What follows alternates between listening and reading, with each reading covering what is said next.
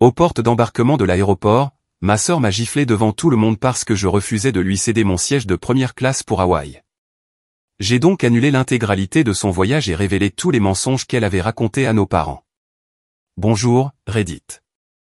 Ma sœur m'a agressé physiquement à une porte d'embarquement d'aéroport parce que j'ai refusé de me déclasser pour qu'elle puisse voyager en première classe lors d'un voyage que j'avais payé. Ce qui s'est passé ensuite l'a complètement détruite. Accrochez-vous, car c'est une sacrée histoire. Je m'appelle Jake, 32 ans, homme, et j'ai passé la dernière décennie à bâtir une carrière d'ingénieur pétrolier dans l'ouest du Texas. Ce n'est pas un travail glamour, il s'agit principalement d'analyser des données de forage, d'optimiser les taux d'extraction et de passer des semaines sur des sites isolés où la civilisation la plus proche est une station-service à 60 km de là. Ce travail implique de longues périodes sur le terrain, de vivre dans des logements d'entreprise qui sont essentiellement des remorques améliorées, de manger des dîners micro-ondes et de travailler des quarts de 12 heures par un temps allant du très chaud au glacial, selon la saison. Mais c'est extrêmement bien payé, très bien 6 chiffres. Et j'ai été intelligent avec l'argent depuis mon premier chèque de paie. Pas de paiement de voiture de luxe, pas d'appartement somptueux en ville, pas d'effort pour impressionner les gens avec des montres chères ou des vêtements de marque. Je conduis un camion utilitaire, je vis modestement et j'économise la majeure partie de ce que je gagne. Ma sœur, Vanessa, 28 ans, femme, a pris un chemin spectaculairement différent. Elle est ce qu'elle appelle une influenceuse de style de vie, ce qui signifie apparemment publier des photos de bols de smoothie et de méditation au coucher du soleil à ses 8000 abonnés tout en donnant des conseils sur la manifestation de l'abondance et la recherche de son moi authentique. La réalité est moins digne d'Instagram. Elle vit chez nos parents dans la même chambre qu'elle avait au lycée, travaille à temps partiel dans une boutique vendant des bougies et des coussins hors de prix, et n'a jamais payé de loyer de toute sa vie d'adulte. Sa contribution aux dépenses du ménage consiste à publier des photos de la cuisine de maman et à taguer des entreprises locales pour de la visibilité. Nos parents, Frank et Linda, sont des enseignants retraités qui vivent confortablement, mais pas de manière extravagante, dans la même maison de 3 chambres en banlieue d'Austin où nous avons grandi. Ils ont passé 30 ans à gérer les réductions budgétaires, les parents difficiles et les absurdités des tests standardisés. Papa enseignait l'histoire et entraînait le baseball. Maman enseignait à l'école primaire et a réussi à maintenir sa santé mentale malgré le fait de s'occuper des élèves de 2e année et de leurs parents hélicoptères pendant 3 décennies.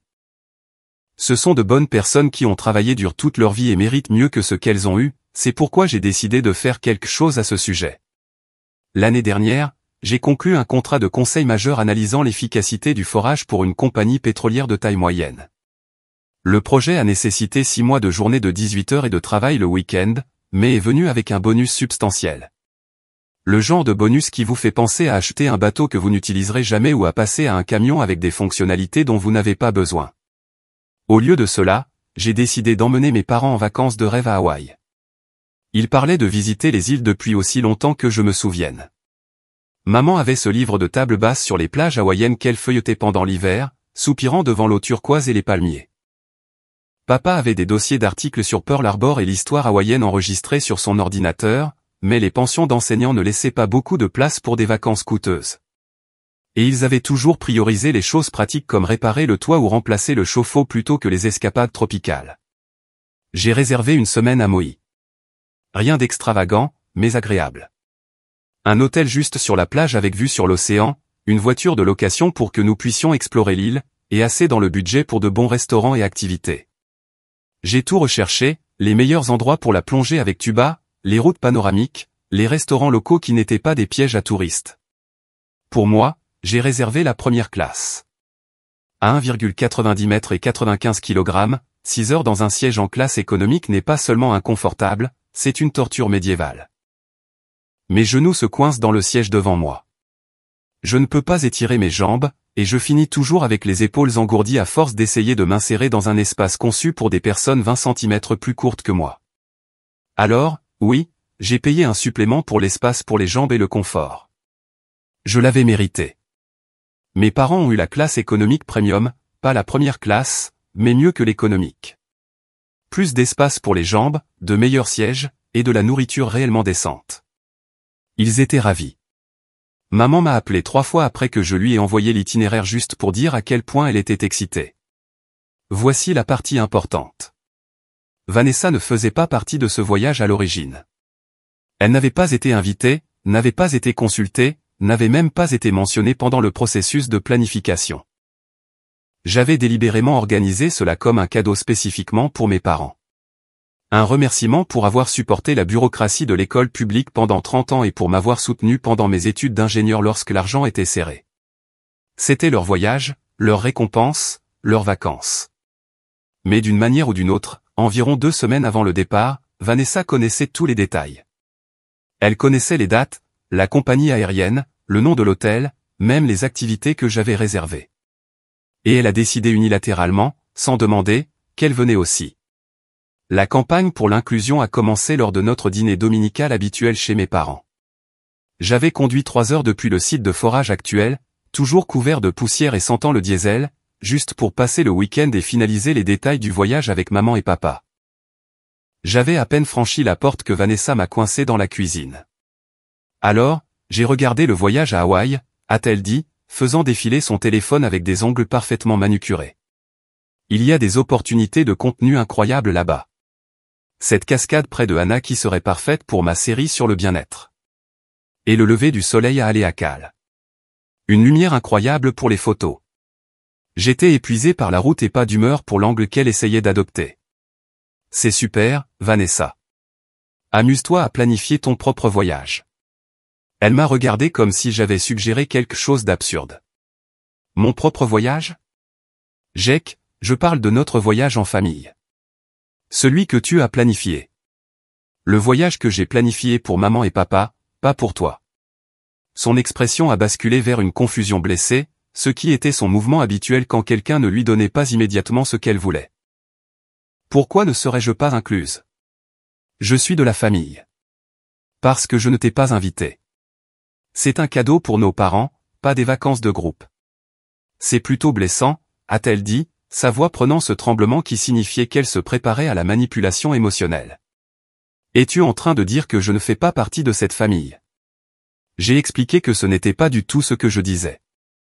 Je disais que j'avais planifié un voyage spécifique pour des personnes spécifiques, et ajouter quelqu'un à la dernière minute compliquait la logistique, perturbait les réservations et changeait toute la dynamique de ce qui était censé être des vacances reposantes pour 2 personnes qui l'avaient mérité.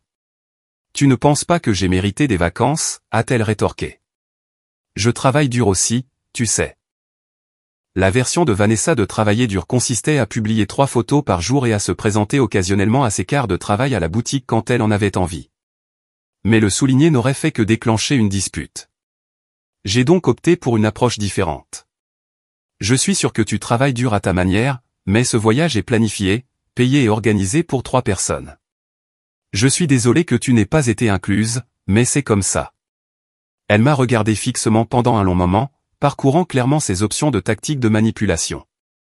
Puis, elle est entrée dans la salle à manger où nos parents mettaient la table et a annoncé d'une voix tremblante de tristesse fabriquée, « Jake dit que je ne suis pas invité au voyage familial à Hawaï. » Le visage de maman a immédiatement montré de l'inquiétude.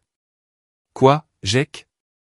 De quoi parle-t-elle? » Et juste comme ça, j'étais le méchant.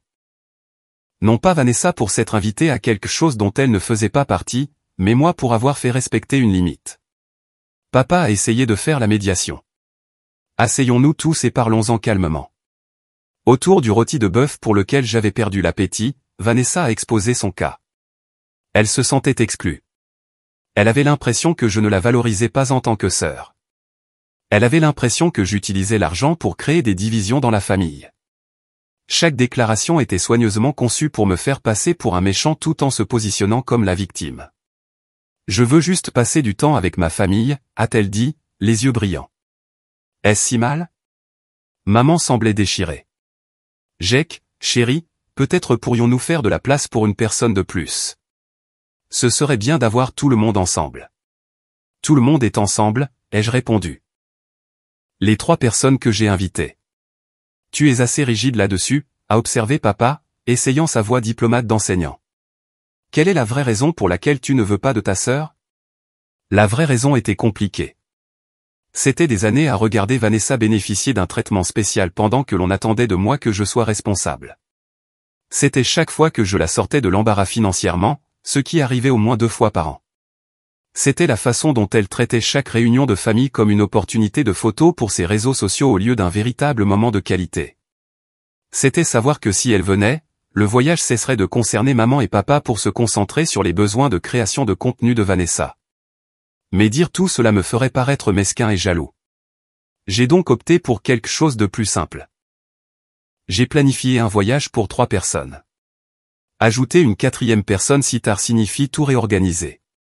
Je peux payer mon propre chemin, a annoncé Vanessa, ce qui aurait été plus impressionnant si elle ne m'avait pas emprunté 280 € 2 mois plus tôt que je n'avais toujours pas revu. Maman a sauté sur l'occasion. Tu vois, elle paiera son propre chemin. Problème résolu. Je voyais où cela allait. Si je continuais de refuser, je serais le déraisonnable. Le frère rigide et contrôlant qui ne pouvait pas être flexible pour sa sœur. Il m'avait usé comme ça toute ma vie. Vanessa créait une situation. Je m'opposais et finalement je cédais parce que c'était plus facile que d'être étiqueté comme difficile. Très bien, ai-je dit, le regrettant déjà. Je te réserverai une chambre supplémentaire à l'hôtel, mais tu paies ton propre vol, tous tes repas et toutes les activités que tu veux faire.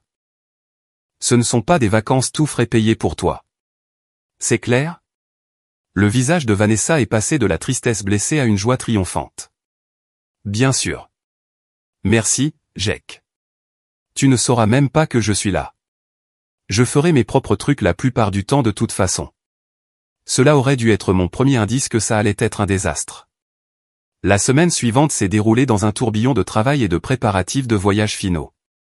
J'ai coordonné avec l'hôtel pour la chambre supplémentaire, ce qui m'a coûté plus cher car j'avais réservé pendant une période promotionnelle qui avait depuis expiré. J'ai envoyé à Vanessa les informations de vol et les détails de l'hôtel, lui rappelant explicitement qu'elle devait réserver son propre billet d'avion.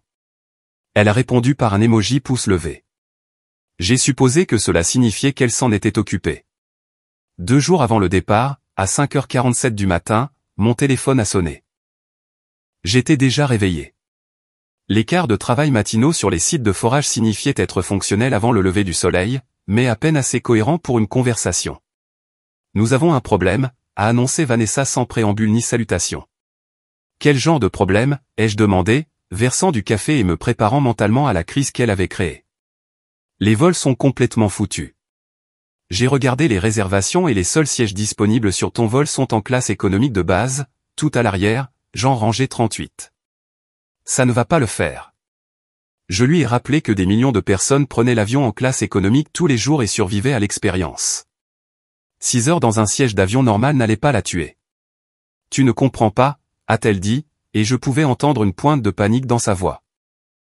J'ai besoin d'être sur le même vol pour les photos d'arrivée en famille. Mes abonnés s'attendent à ce genre de contenu. Mais je ne peux pas publier de photos depuis un siège horrible à l'arrière de l'avion. L'éclairage est terrible là-bas et ça a l'air bon marché. L'audace de cette déclaration m'a frappé comme de l'eau froide.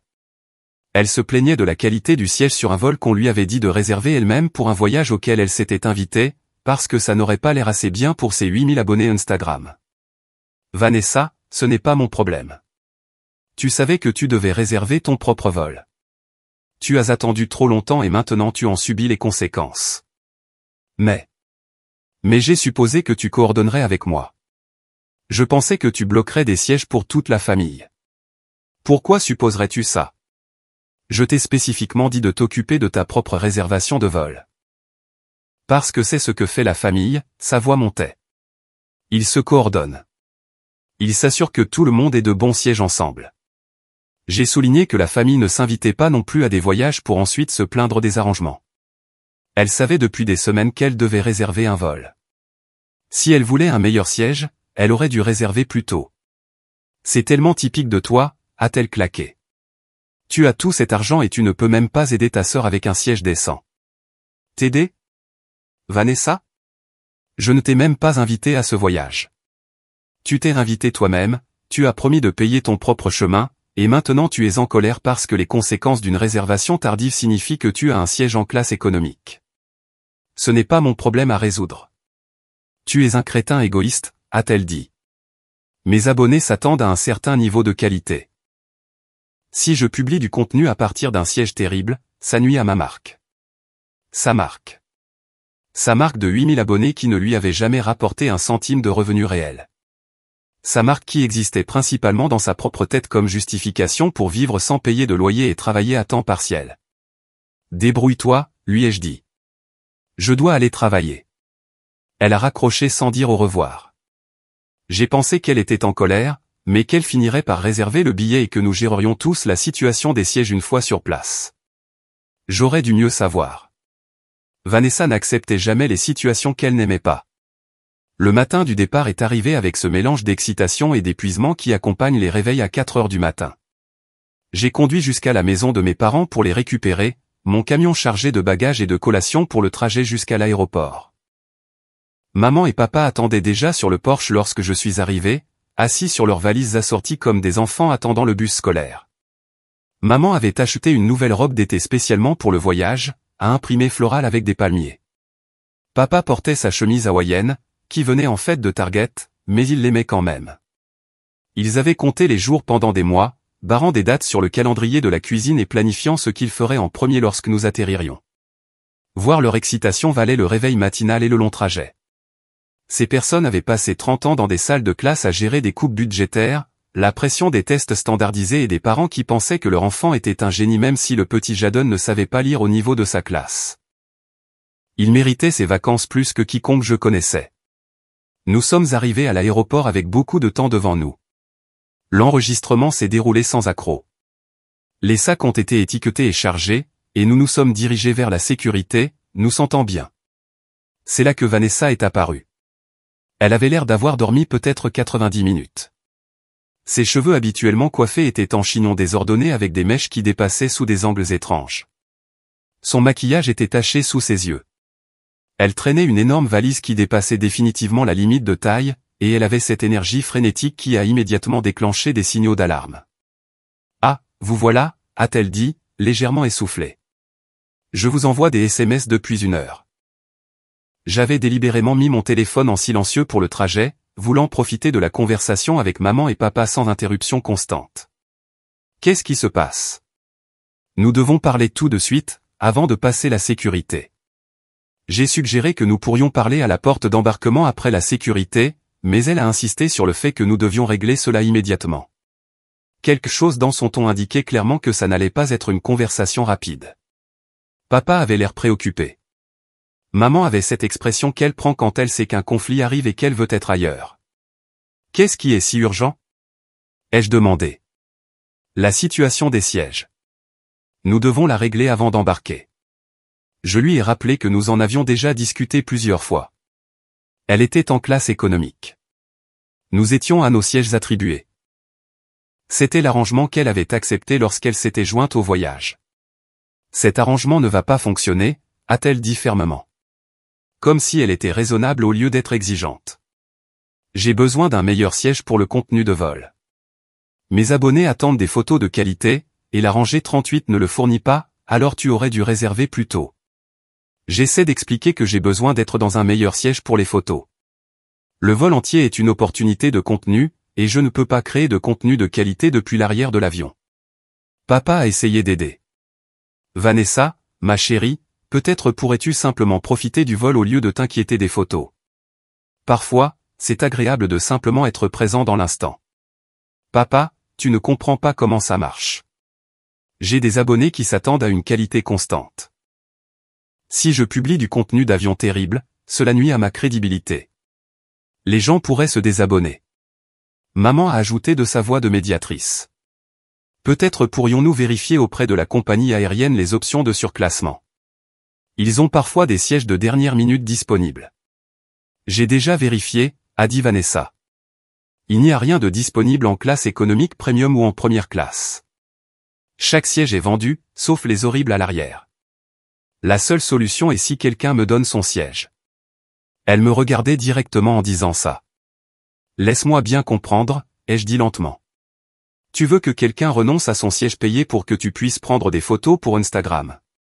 Pas juste quelqu'un. Toi. Tu es en première classe, ce qui a le meilleur éclairage et arrière-plan pour le contenu. Si tu me donnes ton siège, le problème est résolu. L'audace pure de cette demande m'a laissé momentanément sans voix. Elle voulait que je renonce au siège de première classe que j'avais payé lors du voyage que j'avais organisé et financé pour qu'elle puisse prendre de meilleures photos pour des étrangers sur Internet. Ça n'arrivera pas, pourquoi pas? Tu es grand, mais tu peux gérer l'économique pour un vol. J'ai réellement besoin du siège pour mon travail. C'est littéralement ma carrière dont nous parlons. Ta carrière est de travailler à temps partiel dans une boutique vendant des bougies hors de prix. Instagram est un passe-temps. Son visage est devenu rouge. Tu es un tel crétin. Tu as tout cet argent. Tu as cette carrière réussie. Et tu ne peux pas faire une petite chose pour aider ta sœur à réussir. Renoncer à mon siège n'est pas une petite chose. Je fais 1,90 mètres et j'ai payé spécifiquement pour la première classe parce que la classe économique est une torture pendant 6 heures. Et je te demande de faire un petit sacrifice pour la famille. Mais je suppose que ton confort est plus important que de soutenir mes objectifs de carrière. Les gens commençaient à nous regarder. Une famille avec de jeunes enfants s'est déplacée de l'autre côté de la zone d'attente. Un homme d'affaires en costume a levé les yeux de son ordinateur portable et a froncé les sourcils. Papa avait l'air mortifié. Maman étudiait sa carte d'embarquement comme si elle contenait les secrets de l'univers. J'ai dit à Vanessa une dernière fois, calmement, clairement, que je ne céderais pas mon siège. Elle pouvait soit accepter le siège qu'elle avait réservé, soit manquer le vol entièrement. C'était son choix. Bien, a-t-elle dit, la voix serrée par une rage à peine contenue. On verra ce que maman et papa penseront de leur fils égoïste et non solidaire quand nous serons tous à Hawaï. Je suis sûr qu'ils adoreront savoir que leur fils se soucie plus de l'espace pour les jambes que de la carrière de sa propre sœur. Nous avons passé la sécurité sans autre incident.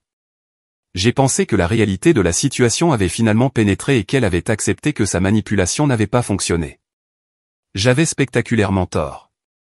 À la porte d'embarquement, mes parents et moi nous sommes installés dans la zone d'attente. Papa a sorti son livre sur l'histoire hawaïenne. Maman faisait défiler son téléphone, regardant les recommandations de restaurants que je lui avais envoyées. Je me suis adossé et j'ai essayé de me détendre, pensant que le drame était derrière nous. Vanessa faisait les 100 pas près des fenêtres, tapant furieusement sur son téléphone, se plaignant probablement à ses amis de son horrible frère qui ne voulait pas sacrifier son confort pour son importante carrière d'influenceuse. Environ 30 minutes avant l'heure prévue pour l'embarquement, elle nous a abordés à nouveau. Sa mâchoire était serrée de cette manière particulière qui signifiait qu'elle avait décidé d'une ligne de conduite et qu'elle ne reculerait pas. C'était Vanessa en mode manipulation complète, et je l'avais vue assez de fois pour reconnaître le schéma. J'ai réfléchi à ça, a-t-elle commencé, sa voix prenant ce ton de personne raisonnable qu'elle utilisait lorsqu'elle décidait qu'elle avait raison et que tout le monde avait tort. Et j'ai vraiment besoin que tu reconsidères la situation des sièges. Ce voyage est important pour moi, et tu es en train de le ruiner avant même que nous décollions. Je n'ai même pas levé les yeux de mon téléphone. Nous avons fini de parler de ça. Non, nous n'avons pas fini. Tu es incroyablement égoïste et il faut que quelqu'un te le dise en face. Papa a essayé de l'interrompre. Vanessa, laisse tomber. Nous allons tous au même endroit. Les sièges n'ont pas d'importance. Ne t'en mêle pas, papa. C'est entre Jake et moi. J'ai fermé mon téléphone et les regardé directement. Il n'y a pas d'entre nous. Je voyage en première classe dans le siège que j'ai payé. Tu voyages en classe économique dans le siège que tu as réservé tard. C'est la fin de cette discussion. Tu ne te soucies vraiment pas de moi du tout, n'est-ce pas? Sa voix devenait plus forte, attirant l'attention des autres passagers. Tu préfères être assis dans ton siège chic avec tout cet espace pour les jambes plutôt que d'aider ta propre sœur. Tu préfères être à l'aise qu'être solidaire. Je préfère profiter des vacances que j'ai planifiées et payer sans ton drame fabriqué et tes demandes constantes de traitement spécial. Drame fabriqué? Tu penses que c'est fabriqué? J'essaie de bâtir une carrière et tu me sabotes parce que tu es jaloux. Jaloux de quoi exactement? Tes 8000 abonnés? Ton travail à temps partiel à vendre des bougies? Ton incapacité totale à fonctionner sans que quelqu'un d'autre paie ton chemin? C'est laquelle a complètement craqué. Espèce d'ordure arrogante. A-t-elle crié à plein volume. Toute la zone de la porte d'embarquement est devenue silencieuse. Les conversations se sont arrêtées au milieu d'une phrase. Les enfants ont cessé de pleurer. Même les agents de porte ont levé les yeux de leurs ordinateurs. Tu penses que tu es tellement mieux que tout le monde parce que tu as un diplôme d'ingénieur et que tu gagnes beaucoup d'argent, a-t-elle crié. Tu me regardes de haut parce que j'ai choisi un chemin différent. 2 agents de porte ont commencé à se diriger vers nous. Papa s'est levé rapidement, les mains tendues dans un geste apaisant. Maman avait la main sur la bouche, les yeux écarquillés. J'ai choisi un chemin créatif au lieu de me vendre à des sociétés pétrolières, a poursuivi Vanessa, sa voix résonnant dans le terminal. Mais tu ne peux voir de la valeur dans rien qui ne vienne pas avec un chèque de paie. Tu es superficiel, matérialiste et égoïste. Avant que je ne puisse même former une réponse, avant que papa ne puisse s'interposer, avant que quiconque ne puisse intervenir, Vanessa a levé la main et m'a giflé de toutes ses forces. Le bruit a résonné dans le terminal comme un coup de feu. Le silence est tombé sur toute la zone d'embarquement comme une lourde couverture. Ma joue gauche brûlait là où sa paume m'avait frappé. Mes lunettes s'étaient décalées de côté à cause de l'impact. Chaque passager dans cette zone d'embarquement a arrêté ce qu'il faisait et nous a fixés. Des parents couvraient les oreilles de leurs enfants. Des voyageurs d'affaires levaient les yeux de leurs ordinateurs portables. Le couple âgé qui partageait un muffin fixait, la bouche légèrement ouverte. Un agent de porte est apparu à mon coude en quelques secondes. « Madame, j'ai besoin que vous reculiez immédiatement. » Vanessa respirait fort, ses mains toujours légèrement levées, la réalité de ce qu'elle venait de faire commençant à se manifester sur son visage.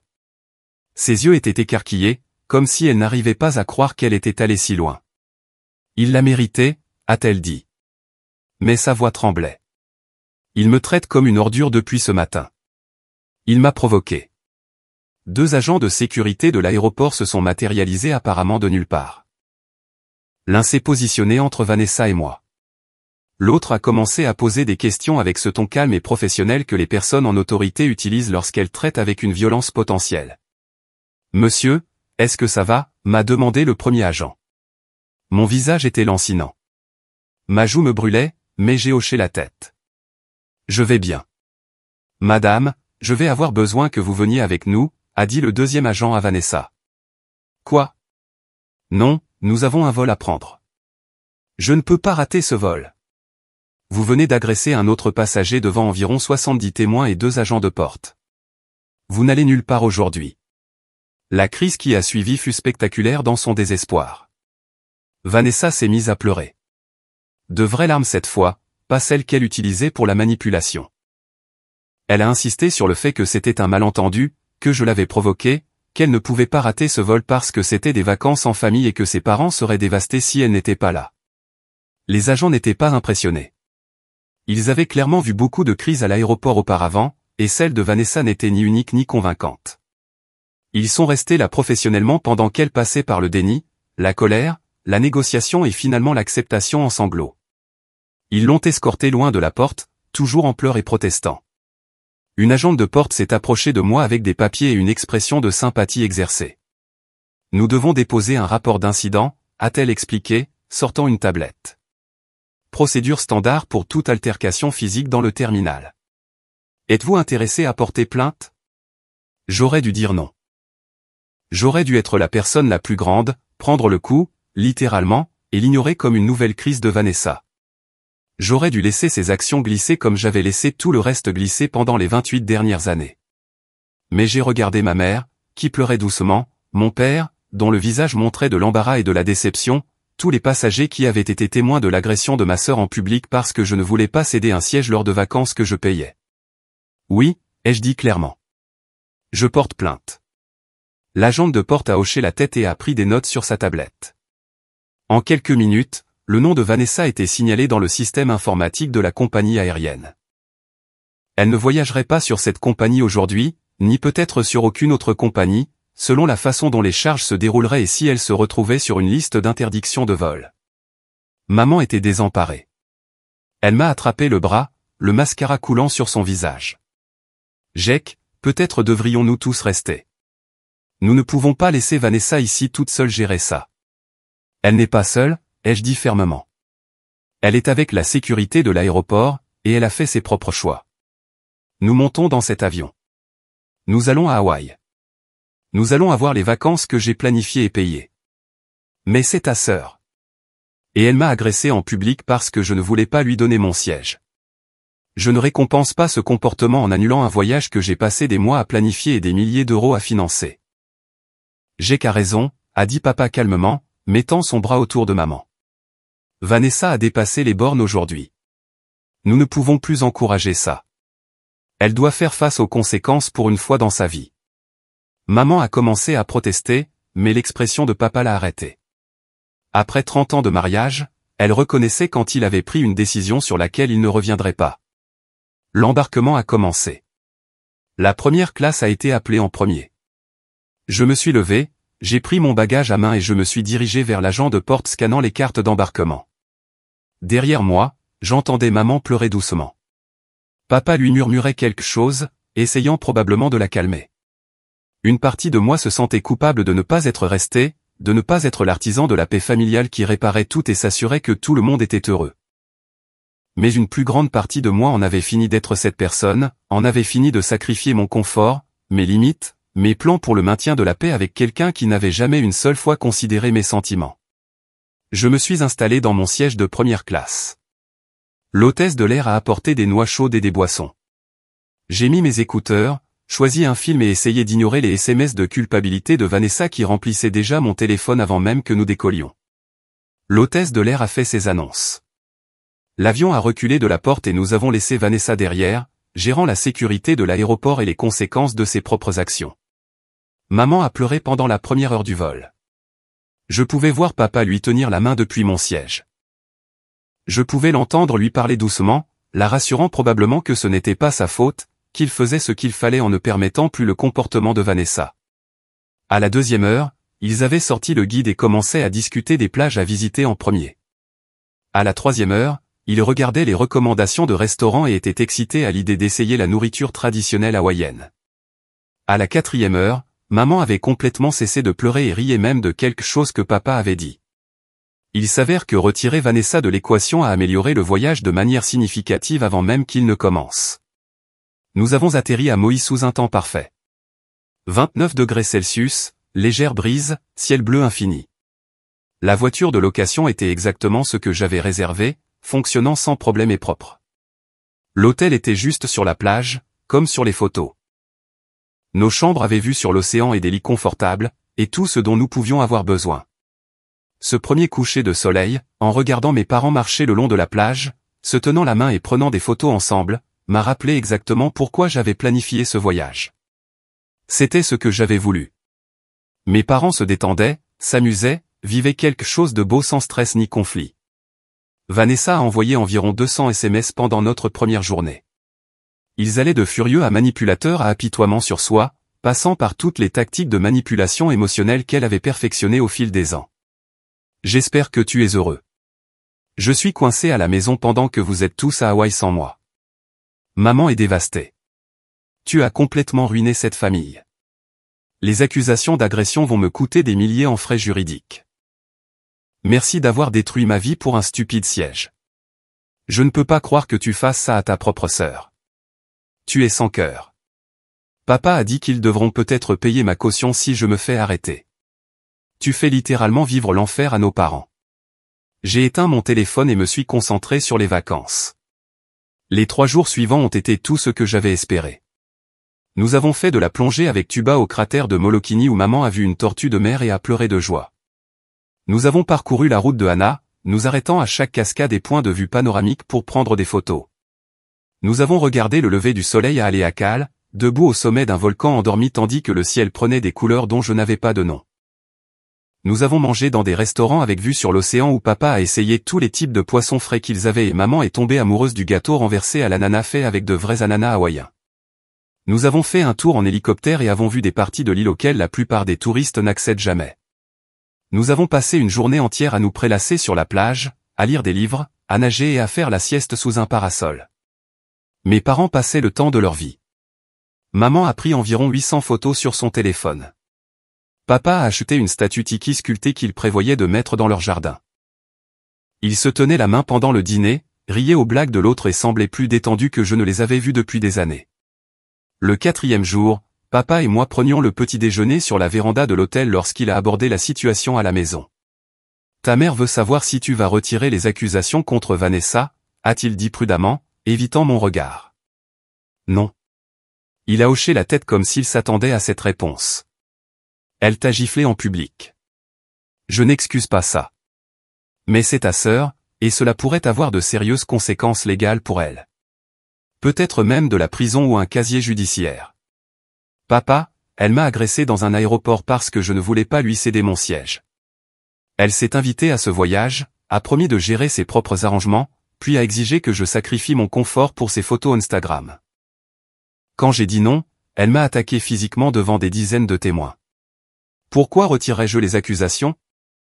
Il a soupiré et a regardé l'océan. Parce que c'est la famille.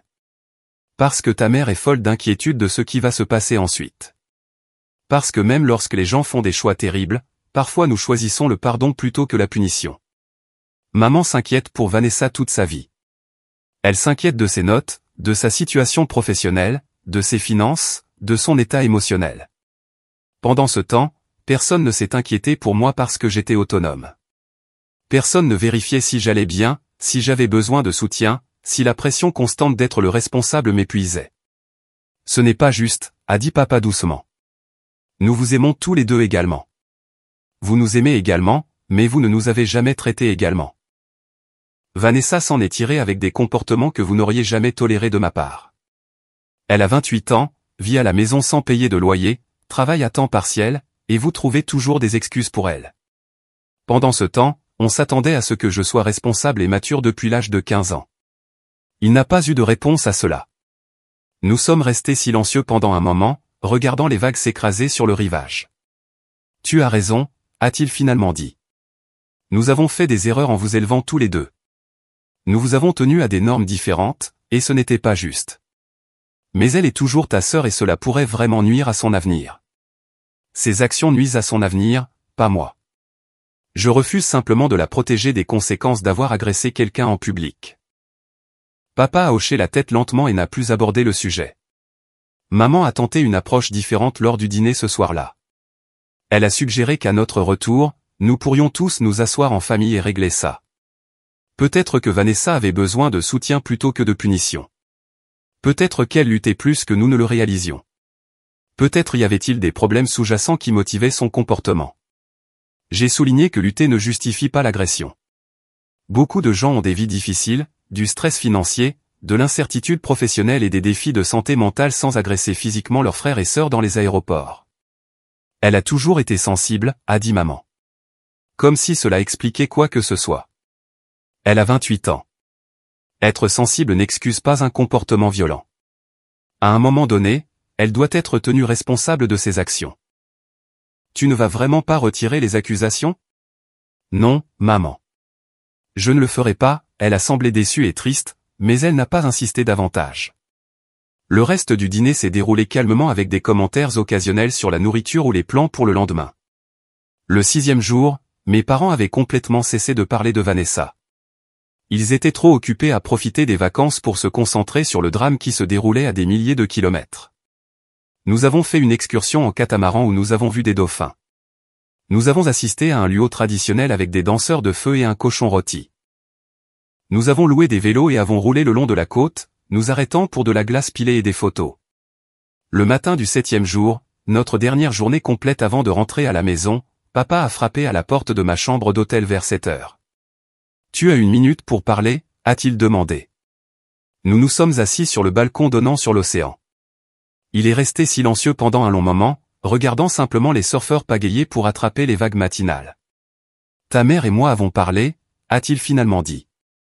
De Vanessa, de la façon dont nous vous avons élevé différemment. Des attentes injustes que nous avons placées sur toi. J'ai attendu, ne sachant pas où cela allait. Tu as raison sur tout ce que tu as dit. Nous l'avons encouragé. Nous t'avons tenu à des normes plus élevées tout en trouvant des excuses pour son comportement. Nous pensions que nous l'aidions en étant solidaires et compréhensifs, mais nous avons en fait créé quelqu'un qui ne sait pas gérer la déception ou prendre la responsabilité de ses actions. Et je suis désolé de t'avoir mis dans cette position pendant tant d'années. Désolé d'avoir attendu de toi que tu sois le responsable mature tout en la laissant agir comme une enfant. Ce n'était pas juste envers toi, et ça ne l'a pas aidé non plus. Nous vous avons tous les deux manqué de différentes manières. C'était la première véritable excuse que j'avais reçue de l'un ou l'autre de mes parents concernant la vie de double standard que j'avais vécue. Merci, papa. Ça veut dire quelque chose. Vas-tu toujours porter plainte? Oui. Il a hoché la tête sans surprise. Bien. Elle a besoin de faire face à de réelles conséquences pour une fois dans sa vie. Peut-être que ce sera enfin le signal d'alarme dont elle a besoin. Nous nous sommes assis ensemble en regardant le lever du soleil. Et pour la première fois depuis des années, j'ai eu l'impression que mon père me comprenait réellement. Le vol de retour fut paisible. Mes parents parlaient avec enthousiasme de planifier un autre voyage, peut-être en Alaska ou dans les Rocheuses canadiennes. Maman m'a montré ses photos préférées de la semaine, planifiant déjà lesquelles imprimer et encadrer pour leur salon. Papa avait acheté 3 livres sur l'histoire hawaïenne qu'il avait déjà commencé à lire. Ils étaient heureux, véritablement, profondément heureux. Et j'ai réalisé que si Vanessa était venue à ce voyage, aucun de ce bonheur n'aurait été possible. Elle aurait transformé chaque activité en opportunité de photos, chaque repas en création de contenu, chaque moment familial en quelque chose de performatif pour ses abonnés. La laisser derrière avait été le bon choix. Lorsque nous avons atterri à San Antonio, la réalité est revenue brutalement. Vanessa avait été occupée pendant notre voyage à Hawaï. Elle avait frappé fort les réseaux sociaux, se peignant comme la victime tragique de la cruauté familiale. Selon son histoire larmoyante soigneusement élaborée, elle avait été abandonnée pendant une crise de santé mentale et exclue de vacances familiales par son frère vindicatif qui portait des accusations excessives pour un désaccord mineur. Ses abonnés l'ont gobé. J'ai commencé à recevoir des messages d'étrangers me traitant de sans-cœur et d'abusif. Quelqu'un a même retrouvé mon email professionnel et a déposé une plainte concernant mes tendances violentes. L'ironie était presque amusante. Elle m'avait agressé, mais d'une manière ou d'une autre, j'étais le méchant pour avoir porté plainte. Le truc, c'est que Vanessa a commis une erreur critique. Elle avait publié ses mensonges publiquement, créant un enregistrement permanent qui allait se retourner contre elle, car j'avais quelque chose qu'elle n'avait pas, des preuves. La sécurité de l'aéroport m'avait donné les séquences de surveillance dans le cadre du rapport d'incident. Multiples angles montrant tout. Vanessa escaladant, me faisant face, des témoins s'éloignant, la gifle, les réactions choquées. Pas besoin de contexte. Pas de, il a dit, elle a dit, juste des images claires d'elle m'agressant pendant que je me tenais là, essayant de rester calme. J'ai publié la vidéo avec une légende simple, puisqu'il semble y avoir confusion sur ce qui s'est passé, voici les images de sécurité réelles. J'ai été agressé pour avoir refusé de céder mon siège de première classe. Pas de manipulation, juste des faits. Jugez par vous-même. La réponse fut brutale. Les gens qui m'avaient envoyé des messages haineux sont devenus silencieux. Les abonnés de Vanessa qui la défendaient ont commencé à exiger des explications. Les commentaires sur sa publication sont passés de solidaires à accusateurs. En quelques heures, Vanessa a tenté de limiter les dégâts, affirmant que la vidéo était hors contexte et que je l'avais provoquée émotionnellement hors caméra. Personne ne l'a cru. La preuve était trop claire. Son nombre d'abonnés a chuté comme une pierre. En 48 heures, elle avait perdu plus de 2000 abonnés. De petites marques se sont discrètement distancées. La boutique où elle travaillait à temps partiel l'a renvoyée après que le propriétaire ait vu la vidéo. En une semaine, elle a supprimé la plupart de ses réseaux sociaux et a pratiquement disparu d'Internet. Maman a appelé, bouleversée que j'ai humilié Vanessa en publiant la vidéo. Elle s'est humiliée elle-même, ai-je dit. Tout ce que j'ai fait, c'est publier la vérité. Elle a perdu tout ce qu'elle construisait. Elle a perdu une crédibilité qu'elle n'a jamais méritée. Peut-être qu'elle apprendra que les actions ont des conséquences. Les accusations d'agression ont progressé. Vanessa a essayé de les combattre, mais la preuve était accablante. Elle a finalement accepté un plaidoyer. Coupable d'agression simple, 1 an de probation, 40 heures de travaux d'intérêt général et remboursement de mes frais juridiques. Elle a également été signalée par cette compagnie aérienne et plusieurs autres, rendant tout voyage aérien futur un cauchemar pour elle. Mes parents ont lentement changé d'avis.